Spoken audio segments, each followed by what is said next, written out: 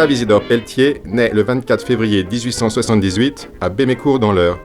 Son père est jardinier au château de Souvilly, château qui appartenait à Louis Roederer, directeur des champagnes du même nom. En 1897, Octave part 3 ans en Allemagne, enseigner le français aux enfants du maire de Frau Lautern. Là, il assiste à des spectacles d'hypnose et apprend cette science. En 1899, il fait éditer une série de photos stéréoscopiques et une brochure intitulée « L'hypnotiseur pratique ».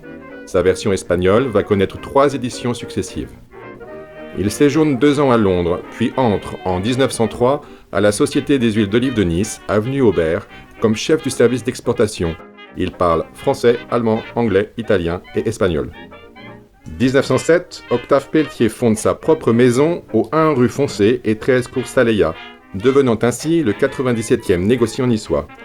Il édite 2 guides touristiques Léon Sarty, pseudonyme de la comtesse Berthe de Sauterron de Saint-Clément, surnommée Zoé. 1908, médaillé d'or à Toulouse et Amsterdam, fournisseur de la Reine-Mère des Pays-Bas et du syndicat des hôteliers de Nice, il déménage pour des locaux plus spacieux au 27 bis rue Giuffredo.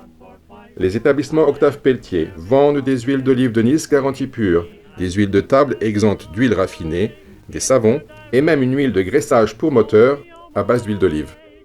De 1910 à 1934, il fait éditer cartes postales et livrets publicitaires, faisant notamment appel au photographe Jean Giletta et au maquettiste Francis Dujardin, alias FD. 1911, il est décoré de l'ordre du Nishan Iftikhar par Nasser Bey, possesseur du royaume de Tunis. 1915, il est mobilisé au 18e régiment territorial d'infanterie. Le 25 octobre, il défile avec son régiment devant le roi Georges V, le prince de Galles et le président Poincaré. Polyglotte, il est nommé en 1916 lecteur-censeur à la commission d'espionnage et de contre-espionnage du contrôle postal de Dieppe. Octave Pelletier change régulièrement de domicile niçois, 27 rue Les Pentes, 26 rue de Paris, 22 boulevard du Bouchage et 66 boulevard de Cimier. En 1934, il se porte acquéreur au 6 boulevard Prince de Galles à Cimier de la villa My Sunbeam qu'il rebaptise bientôt Dreamland.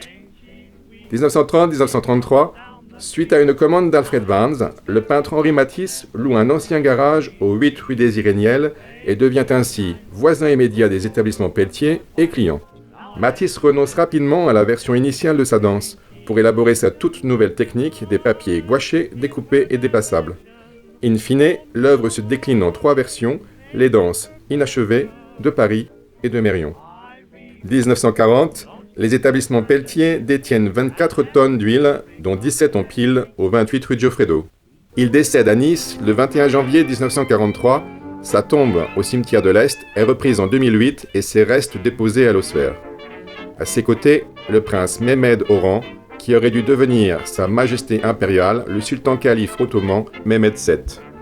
Les établissements Octave Pelletier conservent leur nom d'origine jusqu'à leur fermeture définitive en 1993, d'où ces étiquettes passe-partout et autres publicités liées au carnaval de Nice. Vous pouvez consulter le livre d'artiste Dreamland qui lui est consacré aux bibliothèques niçoises Romain Gary et Chevalier de Sessol.